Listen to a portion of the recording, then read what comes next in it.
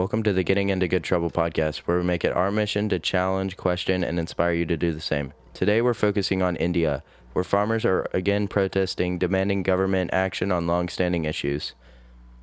To understand what's happening, let's start with some background. In 2020 and 2021, India saw massive farm protests against 3 farm bills.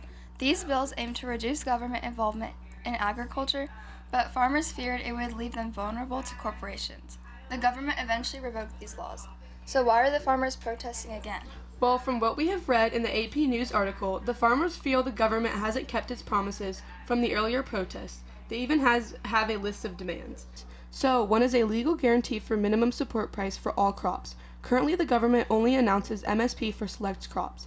This is interesting to think about because what do just a few lower price crops do? Is it even helping the farmers or not? And for those who might not know what the minimum support price is, it's a guaranteed price from government for farmers' crops, protecting them from market uncertainties. It helps assure farmers of a minimum income.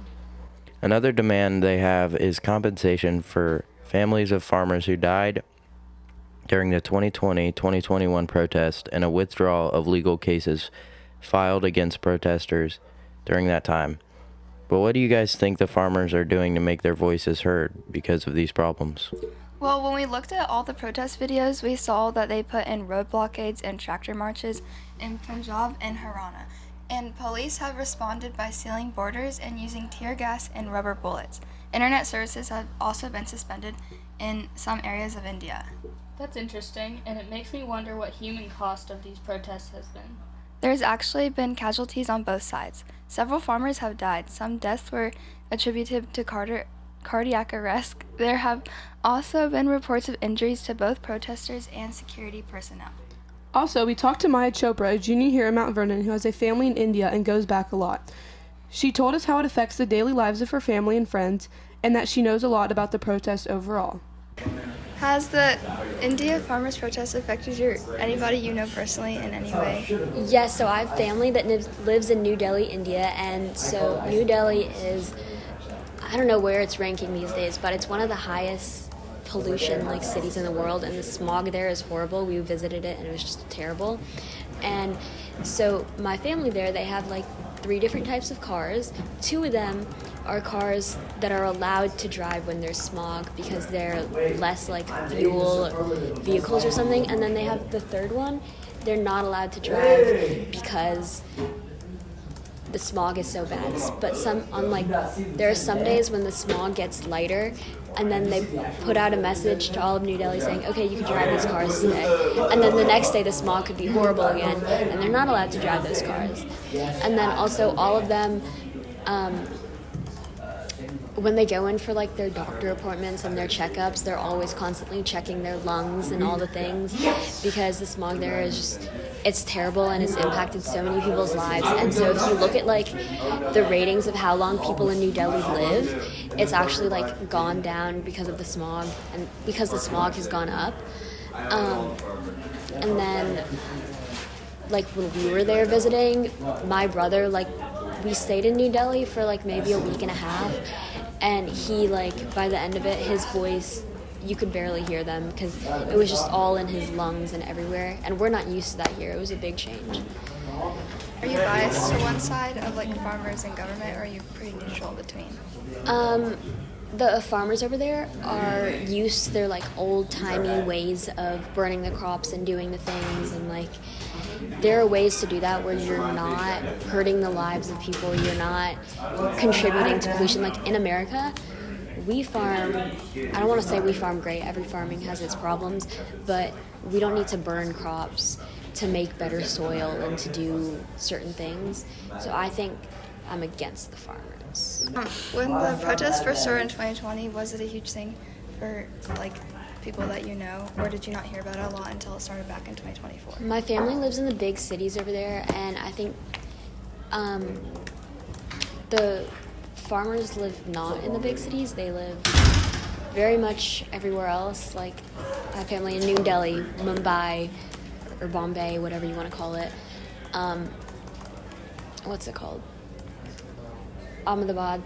None of those cities are big hubs for farming, but the farmers would travel there because that's where the government is and protest there.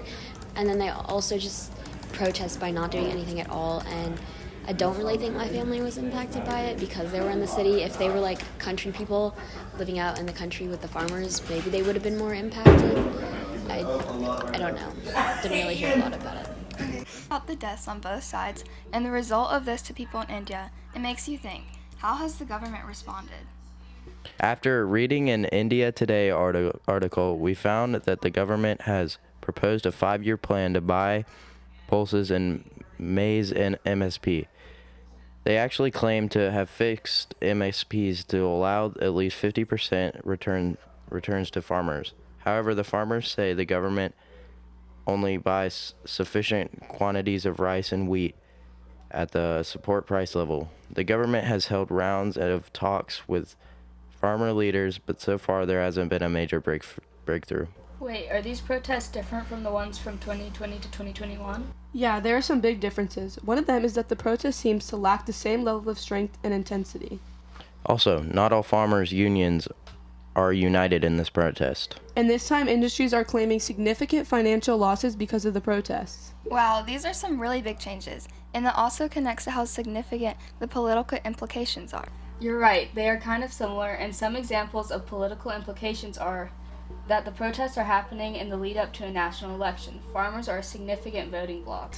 These protesters can even potentially impact political alliances and damage the PJP's rural outreach efforts. The Aam Admin Party AAP, which governs Punjab, is also feeling the heat, with some people accusing them of being silent.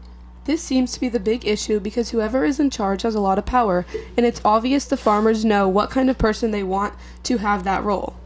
As we all know, having a lot of power means the ability to help and stop problems from going on. So after doing some research, we have discovered a few ways this issue could become smaller.